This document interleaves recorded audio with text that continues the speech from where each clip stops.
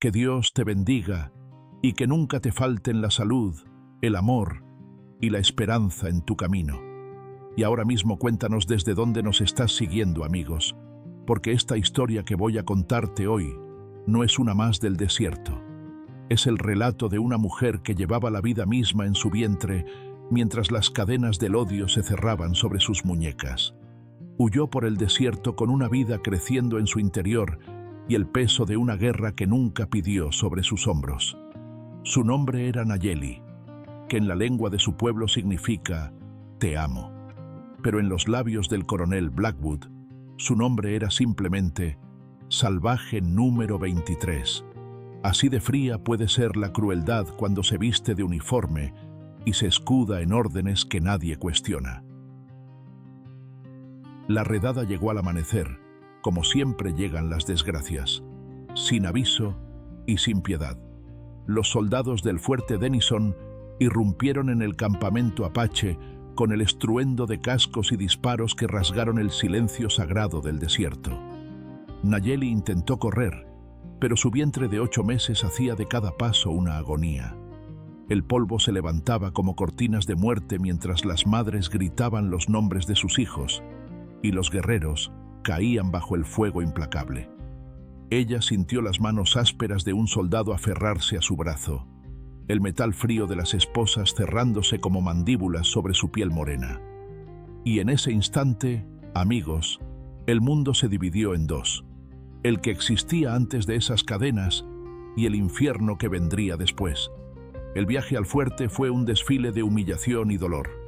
Nayeli caminaba entre otros 12 prisioneros, todos atados con cuerdas como ganado camino al matadero. El sol del desierto caía vertical sobre sus cabezas, convirtiendo cada grano de arena en una brasa diminuta. Cada contracción falsa en su vientre la hacía tropezar, y cada tropiezo ganaba una maldición en inglés que ella no necesitaba entender para saber que estaba cargada de desprecio. Los soldados reían mientras compartían whisky de sus cantimploras, ajenos al sufrimiento que arrastraban detrás como un trofeo de guerra. ¿Han sentido alguna vez, amigos, esa terrible impotencia de ser tratados como menos que humanos? Esa era la realidad que Nayeli respiraba con cada paso hacia el fuerte. Pero había un par de ojos que no reían. El soldado James Thornfield, apenas 20 años cumplidos, cabalgaba al final de la columna con el rostro pálido y la mandíbula tensa. Era su primera redada, su primer contacto real con lo que el ejército llamaba pacificación del territorio. Había crecido escuchando historias de salvajes despiadados, de amenazas que debían ser eliminadas para proteger la civilización.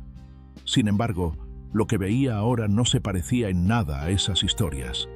Veía ancianos encadenados, niños llorando, y una mujer embarazada que se aferraba a su vientre como si pudiera proteger a su hijo del mundo con solo la fuerza de sus manos.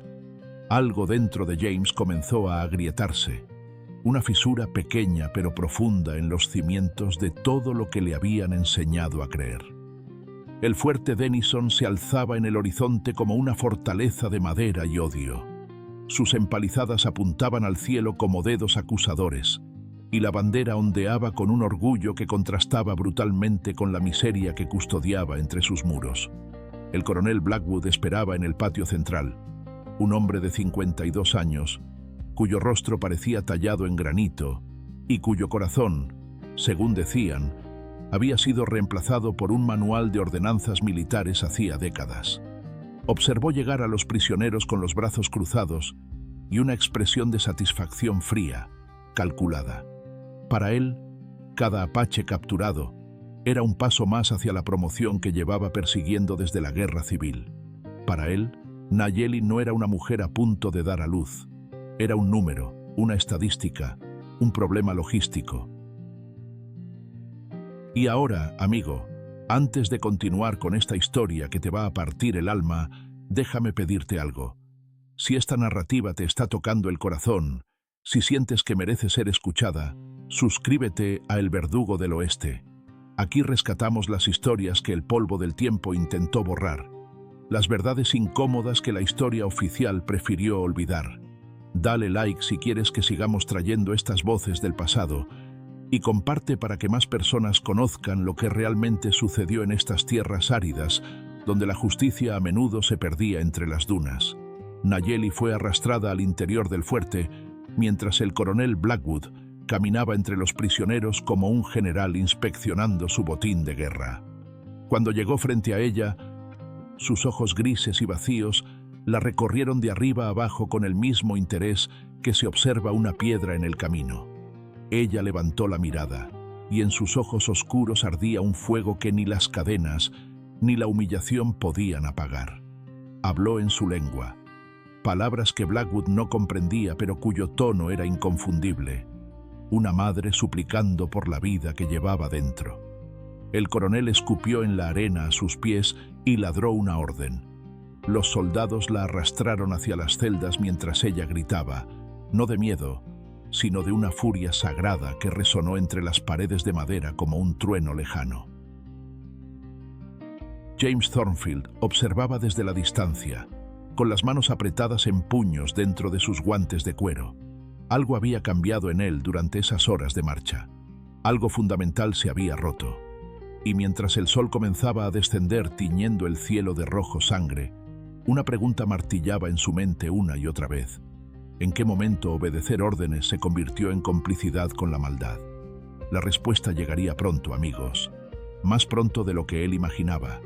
Y cuando llegara, tendría que elegir entre el uniforme que vestía y el hombre que quería ser. La celda no era más que un espacio estrecho y oscuro excavado en la tierra, cubierto por un techo de madera podrida que dejaba filtrar los rayos del sol como agujas de fuego. Nayeli yacía sobre el suelo de tierra seca, con las manos todavía encadenadas y el cuerpo temblando por el agotamiento. Pero no era el cansancio lo que la hacía temblar ahora. Era el dolor, ese dolor ancestral e inevitable que anuncia la llegada de una nueva vida al mundo. Las contracciones habían comenzado 2 horas después de su encierro, primero leves como susurros, luego cada vez más intensas como olas de un océano furioso estrellándose contra su vientre. Ella supo de inmediato lo que significaba. El bebé venía antes de tiempo, forzado por el estrés, el miedo y la brutalidad de la captura. El grito escapó de sus labios como un trueno desgarrado.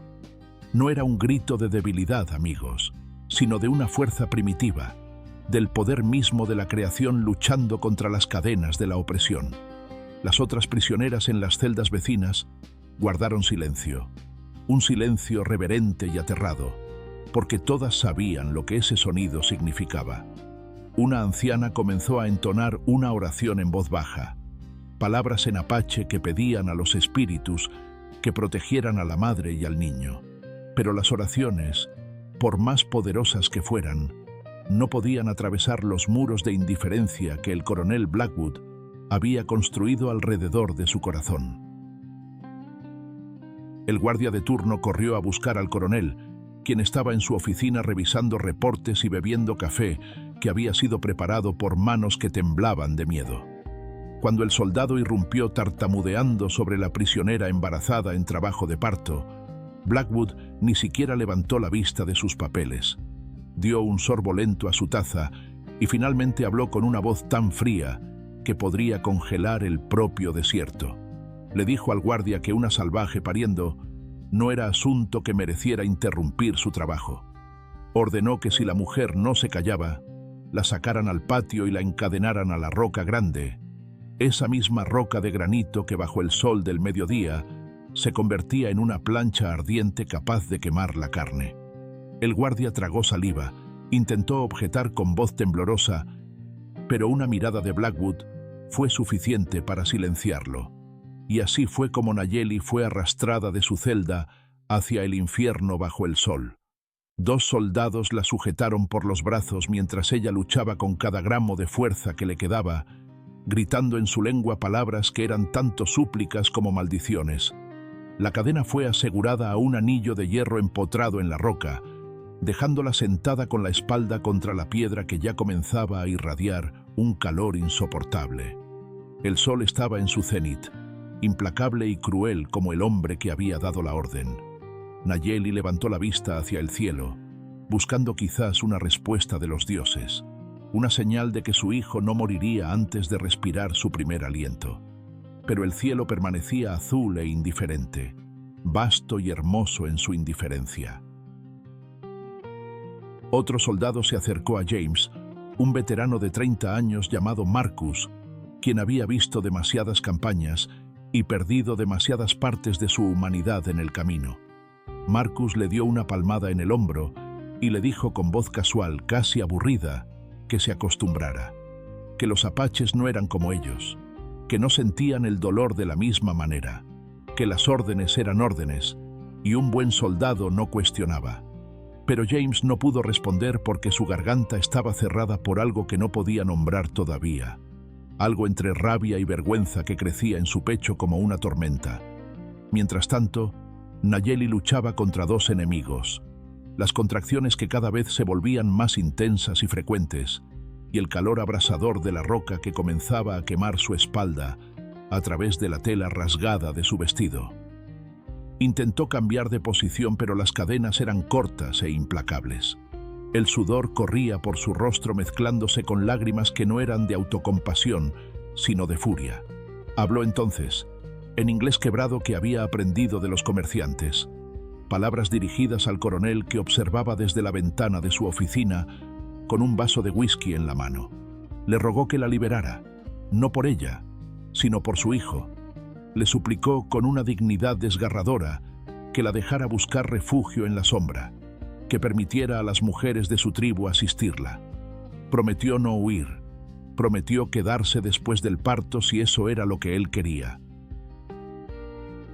La respuesta del coronel Blackwood fue cerrar las cortinas de su ventana.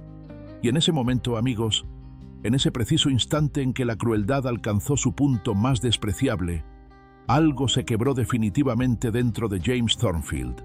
Miró la roca, miró a la mujer, miró el fuerte que hasta ayer había considerado un bastión de civilización. Y por primera vez en su vida entendió una verdad aterradora, que el verdadero salvajismo no llevaba plumas ni pinturas de guerra. Llevaba uniforme azul y hablaba de deber y obediencia mientras cometía atrocidades a plena luz del día. La decisión todavía no estaba tomada, pero la semilla había sido plantada. Y esa semilla, regada por la injusticia que presenciaba, pronto brotaría en una acción que cambiaría todo. Las horas pasaban como siglos bajo el sol implacable del desierto.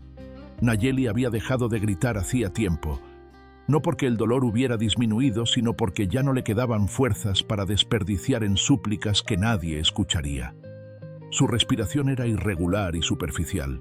Su piel ardía tanto por la fiebre del parto como por el calor de la roca que la sostenía prisionera. Las contracciones llegaban ahora en oleadas tan intensas que su cuerpo entero se arqueaba contra las cadenas y cada movimiento raspaba su espalda contra el granito abrasador. Pero en sus ojos, amigos, en esos ojos oscuros que se negaban a cerrarse, todavía brillaba una chispa de desafío. Una madre no se rinde mientras su hijo aún lucha por nacer, así la tengan encadenada al mismísimo infierno. James Thornfield no había podido apartar la mirada de la escena durante todo el día. Había intentado ocuparse con sus deberes, limpiar su rifle, revisar su equipo, cualquier cosa para distraer su mente de lo que ocurría en el patio. Pero era imposible. Cada gemido ahogado de Nayeli atravesaba el aire como una flecha dirigida directamente a su conciencia. Los otros soldados habían aprendido a ignorarla. Algunos incluso hacían bromas crueles durante la cena sobre cuánto tiempo más aguantaría la salvaje. James los escuchaba y sentía náuseas, no solo por las palabras, sino por el hecho de que él había sido capaz de reír bromas similares apenas días atrás, antes de poner rostro y sufrimiento real a las historias abstractas que le habían contado sobre el enemigo. Los recuerdos comenzaron a asaltarlo sin piedad ni tregua. Recordó a su propia madre, una mujer de manos suaves y voz firme que lo había criado en una pequeña granja de Kentucky después de que su padre muriera en la guerra. Ella le había enseñado a leer usando la Biblia, y una de las historias que más le había marcado Era la del buen samaritano, aquel hombre que se detuvo a ayudar al herido cuando todos los demás pasaron de largo. Su madre solía decirle que el verdadero carácter de un hombre se revela no en lo que hace cuando todos lo ven, sino en lo que hace cuando nadie lo juzga, salvo su propia conciencia. Esas palabras resonaban ahora en su mente como campanas de iglesia un domingo de niebla. ¿Qué diría ella si pudiera verlo ahora, de pie con un rifle al hombro, mientras una mujer embarazada sufría a apenas 20 metros de distancia? Mientras James luchaba con sus demonios internos, el coronel Blackwood celebraba lo que él consideraba un día exitoso. Había enviado su reporte al comando regional, inflando los números de la redada, transformando a 12 prisioneros en 20 y describiendo la operación como un golpe estratégico crucial contra la resistencia apache. Ahora se reclinaba en su silla de cuero, los pies sobre el escritorio, saboreando whisky de una botella que guardaba para ocasiones especiales. Para él, la mujer encadenada en el patio no era más relevante que una mosca atrapada en una telaraña.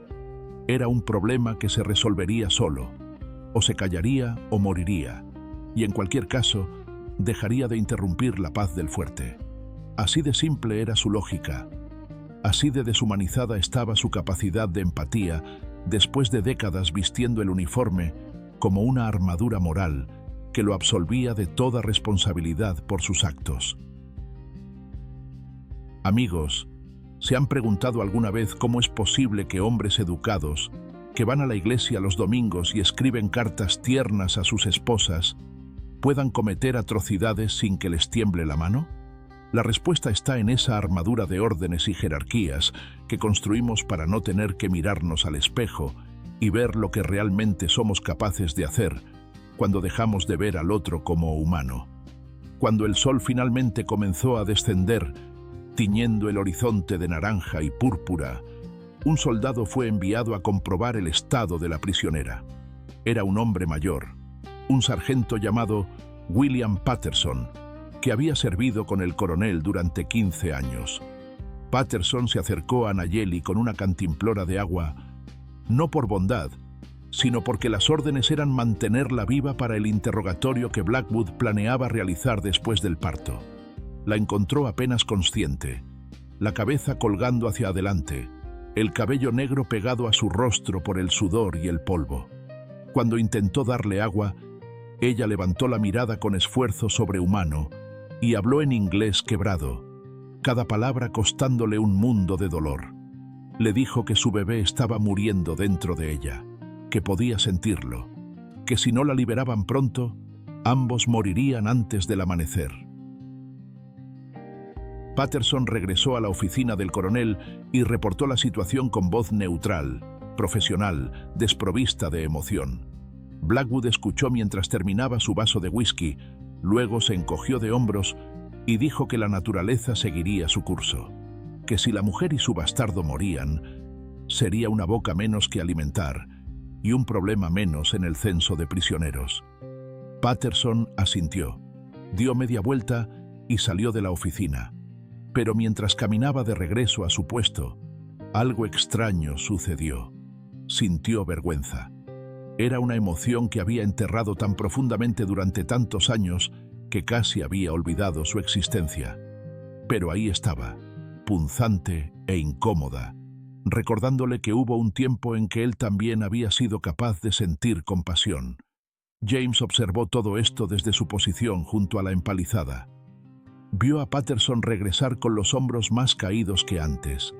Vio cómo el viejo sargento evitaba mirar hacia la roca donde Nayeli agonizaba. Y en ese momento comprendió algo fundamental, que todos en ese fuerte sabían que lo que estaba ocurriendo era una monstruosidad, pero nadie haría nada al respecto, porque hacer algo requería coraje, y el coraje es el recurso más escaso en cualquier sistema que castiga la disidencia más que la crueldad. La pregunta que martillaba en su mente ya no era si lo que presenciaba estaba mal. Eso era obvio como la luz del día. La pregunta ahora era otra, mucho más aterradora. ¿Tendría él el valor de hacer lo correcto cuando llegara el momento? La noche cayó sobre el fuerte como una bendición oscura y fresca. Las estrellas comenzaron a brillar en el cielo infinito. Esas mismas estrellas que habían guiado a generaciones de apaches por el desierto, testigos silenciosos de todas las injusticias cometidas bajo su luz. Nayeli miraba hacia arriba, buscando consuelo en su brillo eterno, susurrando oraciones en su lengua materna.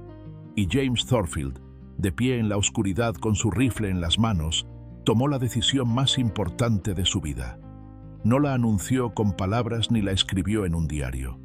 Simplemente supo, con una certeza que le llenaba el pecho de terror y determinación a partes iguales, que antes de que amaneciera, haría algo que cambiaría su destino para siempre. La medianoche llegó al fuerte Denison como un manto de complicidad. Las antorchas parpadeaban en sus soportes proyectando sombras danzantes sobre las empalizadas de madera, y el silencio era interrumpido solo por el ocasional relinchar de los caballos en los establos y el canto lejano de un coyote en el desierto. Los guardias en las torres de vigilancia luchaban contra el sueño, cabeceando de vez en cuando antes de sacudirse y fingir alerta. Era la hora más oscura de la noche, esa hora en que los hombres honestos duermen profundamente y los desesperados toman decisiones que no tienen vuelta atrás. James Thornfield no era ninguna de esas cosas todavía. Estaba suspendido entre ambos mundos, a punto de cruzar un umbral del que no habría retorno posible. Había pasado las últimas 3 horas observando los movimientos del fuerte, memorizando los patrones de las rondas, contando los minutos entre cada cambio de guardia. Su corazón latía tan fuerte en su pecho que estaba seguro de que todos en el fuerte podían escucharlo. Un tambor de guerra anunciando su traición. Pero nadie lo escuchaba excepto él mismo. Los otros soldados estaban en sus barracones, algunos roncando, otros jugando cartas a la luz de velas que olían a sebo quemado. Y el coronel Blackwood, el hombre cuyas llaves James necesitaba robar, estaba en su oficina bebiendo la última copa de whisky de la noche, como hacía todas las noches sin falta, desde que James había llegado al fuerte hacía 3 meses. James había aprendido el ritual del coronel con la precisión de un relojero estudiando un mecanismo. Blackwood bebía exactamente vasos de whisky cada noche, espaciados en intervalos de 30 minutos. Después del cuarto vaso, se quedaba dormido en su silla durante 15 o 20 minutos antes de despertar con un sobresalto y tambalearse hacia su cama en la habitación contigua. Era durante esos 15 minutos de sueño ebrio cuando James tendría su única oportunidad. 15 minutos para entrar en la oficina, localizar las llaves en la oscuridad, tomarlas sin hacer ruido y salir antes de que el coronel despertara. 15 minutos que determinarían si sería recordado como un héroe o colgado como un desertor traidor. La espera fue una agonía que se extendió como melaza espesa. James se quedó en las sombras cerca del edificio de la comandancia, fingiendo estar de ronda, con cada músculo de su cuerpo tenso como una cuerda de violín a punto de romperse. Finalmente, escuchó el sonido inconfundible, el ronquido áspero y pesado del coronel filtrándose a través de la ventana entreabierta. Era el momento, ahora o nunca. James respiró profundamente. Se encomendó al Dios de su madre, aunque no estaba seguro de que Dios aprobara lo que estaba a punto de hacer, y comenzó a moverse hacia la puerta de la oficina con pasos tan silenciosos que ni siquiera las tablas de madera crujieron bajo su peso. La puerta no estaba cerrada con llave, una arrogancia típica del coronel que nunca imaginó que alguien dentro de su propio fuerte se atrevería a desafiarlo. James empujó la puerta con una lentitud dolorosa, milímetro a milímetro, conteniendo la respiración mientras las bisagras gemían suavemente en protesta. El interior de la oficina estaba sumido en una oscuridad casi total, iluminada apenas por la luz de la luna que se filtraba a través de la ventana y por el brillo mortecino de las brasas en la chimenea. El coronel Blackwood estaba desplomado en su silla, la cabeza echada hacia atrás, la boca abierta, completamente inconsciente del mundo, y de la traición que se gestaba a metros de distancia. El olor a whisky impregnaba el aire como un fantasma alcohólico. Las llaves. ¿Dónde estaban las malditas llaves? James escudriñó la oficina con ojos desesperados, mientras el pánico comenzaba a trepar por su garganta como una serpiente venenosa.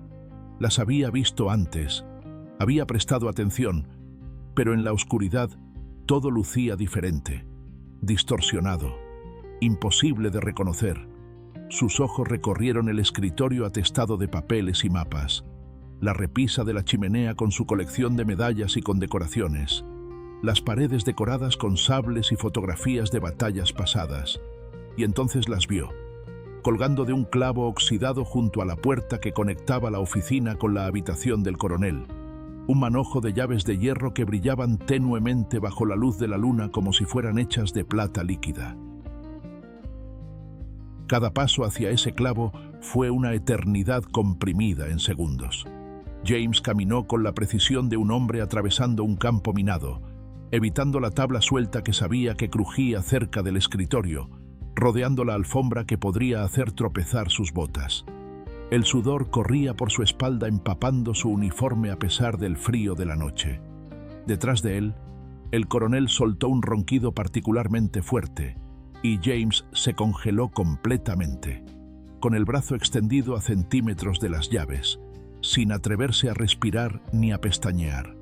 Pero Blackwood simplemente cambió de posición en su silla y continuó durmiendo, ajeno al robo que estaba ocurriendo bajo su propia nariz embotada por el alcohol.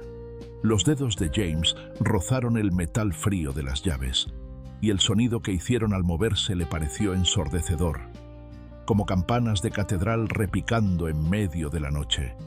Pero nadie más lo escuchó, nadie excepto su corazón, que ahora latía tan rápido que temía que explotaría dentro de su pecho. Levantó las llaves del clavo con una delicadeza casi reverente, como si fueran un objeto sagrado robado de un templo, y las apretó en su puño para evitar que tintinearan. Eran más pesadas de lo que había imaginado, cada llave representando una celda, una vida, una decisión moral. El regreso hacia la puerta fue aún más aterrador que la entrada, porque ahora llevaba la evidencia de su crimen en la mano. Cada segundo que pasaba, aumentaba la probabilidad de que el coronel despertara, de que un guardia pasara por casualidad, de que todo el plan se desmoronara como castillo de naipes bajo un vendaval. Pero James siguió moviéndose, un pie delante del otro, con una determinación nacida no del valor, sino de la desesperación absoluta. Cuando finalmente cruzó el umbral y cerró la puerta tras de sí, tuvo que apoyarse contra la pared exterior del edificio para no desplomarse. Las llaves ardían en su palma como brasas robadas del infierno. Ahora venía la parte más difícil: llegar hasta Nayeli sin ser visto, liberarla de sus cadenas y de alguna manera escapar del fuerte con una mujer en trabajo de parto antes de que sonara la alarma. Era un plan suicida, una locura que ningún hombre cuerdo intentaría. Pero James Thornfield ya había cruzado la línea que separa la obediencia de la rebelión, y no había marcha atrás posible. Las llaves estaban en su mano, el destino estaba en movimiento, y en algún lugar del patio una mujer apache luchaba por mantener viva a su criatura, esperando un milagro que ni siquiera sabía que venía en camino. James cruzó el patio del fuerte como un fantasma deslizándose entre los vivos, pegado a las sombras que las empalizadas proyectaban bajo la luz plateada de la luna. Cada paso era calculado, cada respiración medida, cada latido de su corazón un tambor de guerra que resonaba en sus oídos como truenos lejanos. Las llaves sudaban en su palma cerrada, el metal mordiendo su piel con el peso de la decisión que había tomado. A lo lejos podía ver la silueta oscura de la roca, y sobre ella la forma inmóvil de Nayeli, encadenada como un sacrificio antiguo ofrecido a dioses crueles que se habían olvidado de la misericordia. No sabía si todavía estaba viva, no sabía si llegaba demasiado tarde, pero seguía moviéndose porque detenerse ahora significaría rendirse a la cobardía que había visto consumir a todos los demás hombres en ese fuerte maldito. Cuando llegó junto a la roca, el espectáculo que encontró casi le arrancó un grito de horror que tuvo que ahogar mordiéndose el labio hasta sangrar.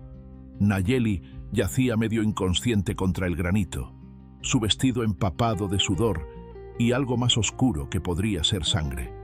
Su respiración era irregular y superficial. Cada inhalación, un esfuerzo visible que sacudía su cuerpo entero. Pero cuando James se arrodilló junto a ella y susurró su nombre, sus ojos se abrieron con una lucidez sorprendente, brillando con una mezcla de esperanza desesperada y desconfianza justificada. Ella no sabía si este soldado venía a liberarla o a terminar lo que el coronel había comenzado, pero en su estado ya no tenía fuerzas para luchar contra ninguna de las dos posibilidades. James comenzó a buscar la cerradura correcta entre las sombras, sus manos temblando tanto por la adrenalina como por el terror de ser descubierto en cualquier momento. Las llaves tintineaban suavemente mientras probaba una tras otra, cada segundo que pasaba sintiendo como una hora de agonía. La primera llave no entraba, la segunda giraba pero no abría, la tercera parecía la correcta pero se atascaba a medio camino.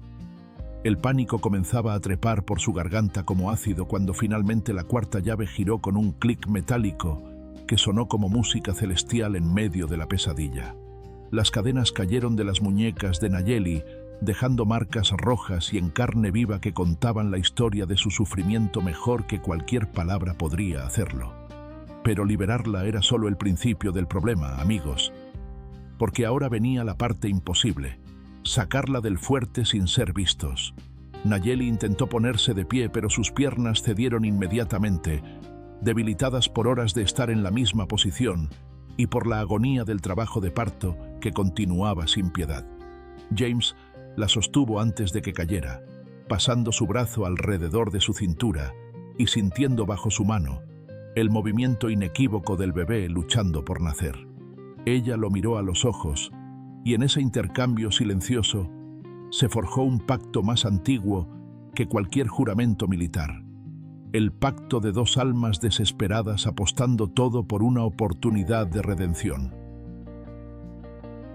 Comenzaron a moverse hacia la empalizada este, la sección menos vigilada del fuerte donde James sabía que había una brecha en las defensas, un hueco entre dos troncos lo suficientemente ancho para que una persona delgada pudiera deslizarse si tenía la determinación suficiente.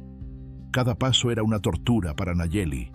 Cada contracción la hacía doblarse de dolor, pero ella apretaba los dientes y seguía adelante porque una madre apache no se rinde mientras haya un hilo de esperanza, así sea tan fino como una telaraña. James la sostenía, medio cargándola, susurrando palabras de aliento en un inglés que ella apenas comprendía, pero cuyo tono era universal. «Aguanta, ya casi llegamos, no te rindas ahora». Fue entonces cuando escucharon el grito que heló la sangre en sus venas. La voz del coronel Blackwood, despertado prematuramente por algún instinto de cazador, rugiendo órdenes desde su oficina, el sonido de botas corriendo sobre madera, mientras los soldados eran arrancados de sus camas y enviados a buscar al traidor y a la prisionera fugitiva. Las antorchas comenzaron a encenderse por todo el fuerte como luciérnagas furiosas, iluminando la noche con su resplandor naranja y acusador. James y Nayeli estaban todavía a 20 metros de la empalizada cuando escucharon el primer disparo, una bala que pasó silbando cerca de sus cabezas y se incrustó en un poste de madera, lanzando astillas al aire como metralla diminuta. No había tiempo para ser cuidadosos ahora, solo para correr con toda la desesperación que dos vidas al borde del abismo pueden reunir. James prácticamente arrastró a Nayeli los últimos metros, mientras detrás de ellos, el fuerte entero cobraba vida como una bestia despertada. Encontraron la brecha en la empalizada y James empujó a Nayeli a través de ella primero, ignorando sus gemidos de dolor mientras la madera raspaba su vientre hinchado. Él se deslizó detrás, sintiendo su uniforme rasgarse, sintiendo su piel abrirse, pero sin importarle nada excepto poner distancia entre ellos y la furia que venía persiguiéndolos como una tormenta de venganza. El desierto los recibió con su inmensidad silenciosa y aterradora, un océano de arena bajo un cielo infinito de estrellas. James cargó a Nayeli en sus brazos ahora, corriendo hacia ninguna parte y hacia todas partes al mismo tiempo, solo alejándose del fuerte cuyas antorchas y gritos quedaban atrás como un infierno del que acababan de escapar.